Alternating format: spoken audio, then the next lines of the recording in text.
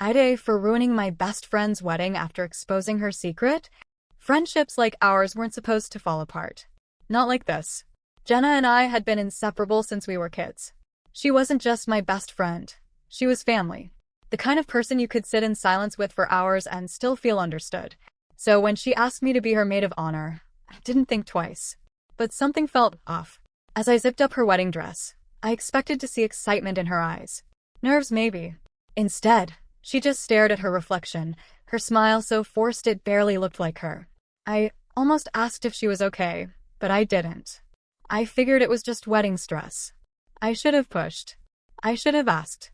Because the next day I found the letter. And once I read it, there was no going back. I wasn't snooping. I was just trying to help.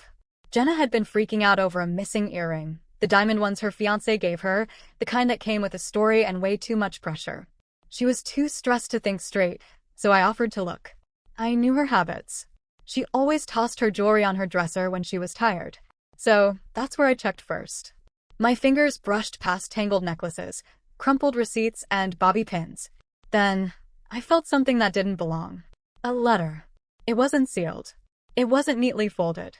Just shoved it there, like she had written it in a hurry and couldn't bring herself to throw it away. I should have ignored it. Put it back. Walked away.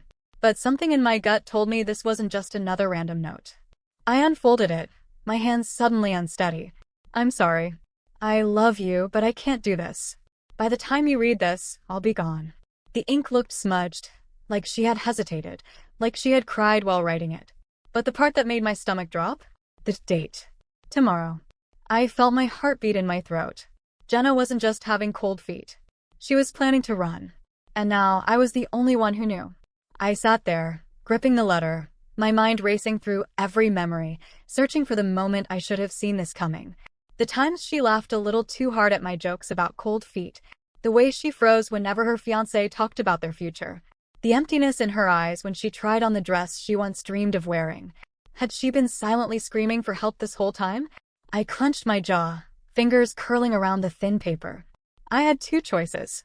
One, pretend I never found this, let her go through with whatever reckless plan she had, and watch from the sidelines as everything collapsed in slow motion. Or two, confront her. Force her to face the truth. And risk everything, including our friendship. A sick, twisted part of me wanted to take the first option. To let her deal with her own mess. But then I thought about the groom, standing at the altar with nothing but love in his eyes, waiting for a woman who was already planning her escape. And I knew in that moment that doing nothing was never an option. That night, I sat on her bed, heart pounding, the letter clutched in my hand. Jenna, I whispered. What the hell is this? I swear, my stomach dropped when I read that letter. You ever have one of those moments where your body knows the truth before your brain catches up? That was me, sitting there on Jenna's bed, gripping that stupid piece of paper while my hands turned ice cold. I looked up at her, sitting at her vanity, humming like nothing was wrong, like she wasn't about to completely disappear in less than 24 hours. Jenna. My voice came out weird, too flat, too steady for how I felt. She stilled, didn't even turn around. That alone told me she knew exactly what I'd found.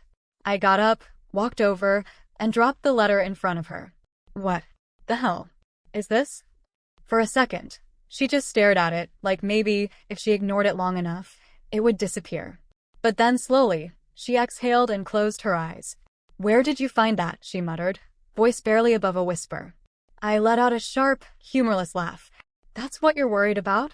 I stepped back, running a hand through my hair. You're seriously planning to run away on your wedding day? Jenna, are you? My voice cracked. Are you out of your goddamn mind? She flinched but didn't snap back, didn't get defensive. Instead, she looked down at her hands and let out this defeated little breath. And that's when I saw it. She wasn't just being reckless. She was breaking.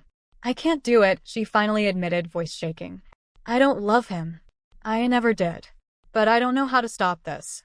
I just stood there staring. What do you mean you don't know how? She gave me this tired, broken smile. It's too big, too much. The dress. The guests. My parents. His parents. The expectation. It's like I'm on this train that won't stop, and if I jump off, I'll wreck everything. God, my heart ached for her, but I was still furious. So what? I snapped.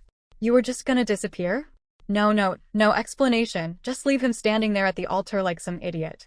Tears welled in her eyes, and I could tell she'd thought about this exact moment 100 times. Yes, she whispered. Because at least if I run, I don't have to see their faces when I tell them the truth. That hit me hard. This wasn't just about cold feet. Jenna wasn't scared of marriage. She was scared of disappointing everyone who had already planned her future for her.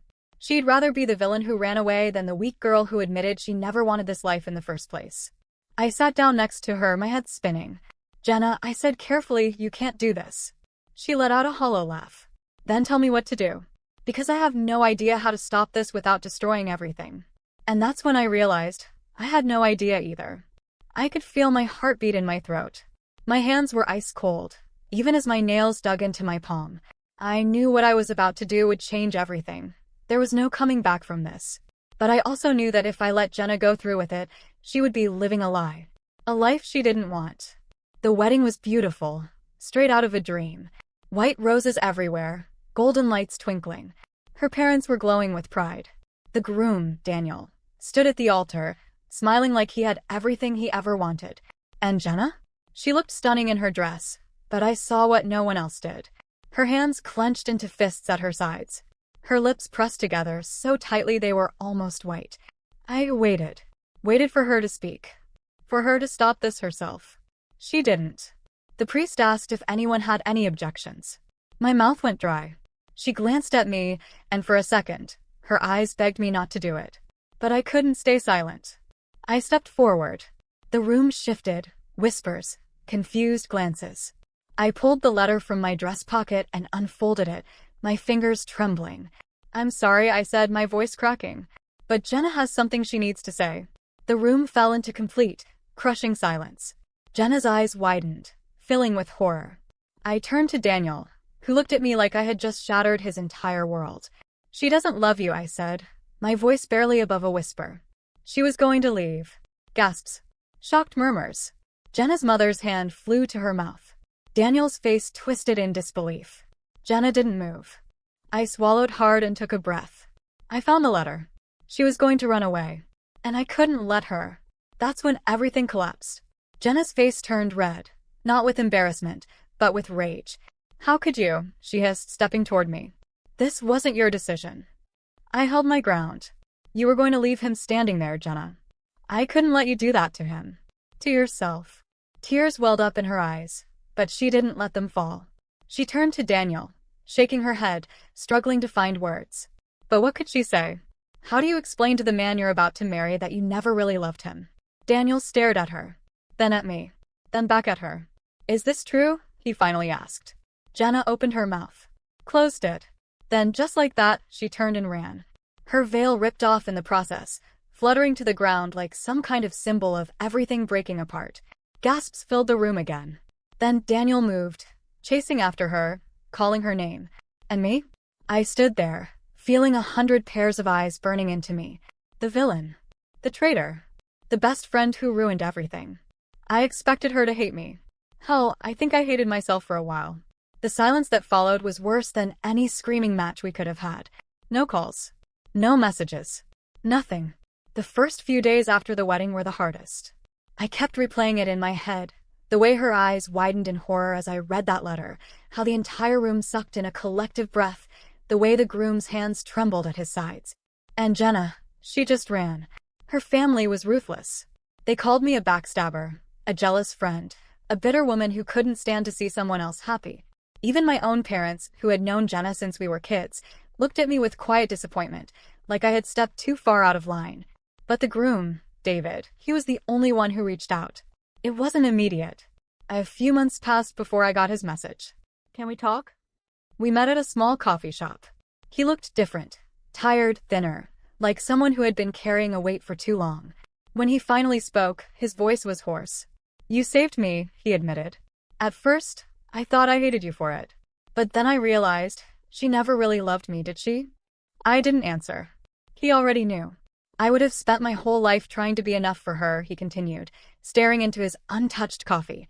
And she would have spent hers pretending. I walked away from that conversation feeling lighter, but not entirely at peace.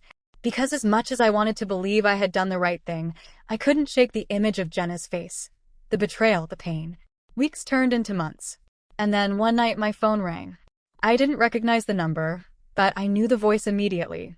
"You ruined my wedding," Jenna said, her voice quiet, almost fragile. I swallowed hard. "Yeah," I said. "I did." There was a long pause. Then a deep breath on the other end. "You also stopped me from making the biggest mistake of my life." I waited. For what, I wasn't sure. An apology? A thank you? Maybe even anger. But all she said next was, "I don't know if I can forgive you." I nodded, even though she couldn't see me. "I don't expect you to." She sighed. "We can't go back, can we?" "No," I admitted. "We can't." Some friendships don't end in flames. Sometimes, they just dissolve under the weight of a truth too heavy to carry together. I saved her, but I lost her. And even now, I still don't know if it was worth it.